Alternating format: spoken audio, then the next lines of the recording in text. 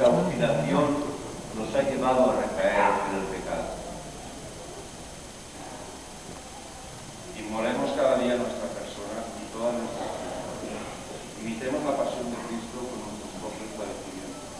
Honremos su sangre con nuestra propia sangre. Subamos de nuevo a la vida. El mal no está en el pecado, sino en que no aprendamos de nuestros errores una y otra vez tropecemos con la misma cosa. Triste situación de la condición humana. Vemos el bien que queremos hacer y nos encontramos con el mal que no queremos. ¿Quién nos librará de este cuerpo de mal? Solo en que por nosotros murió el Redentor. No hay que desistir, pues donde abundó el pecado, sobreabundó la gracia. Y esta es nuestra fuerza y nuestra fuerza.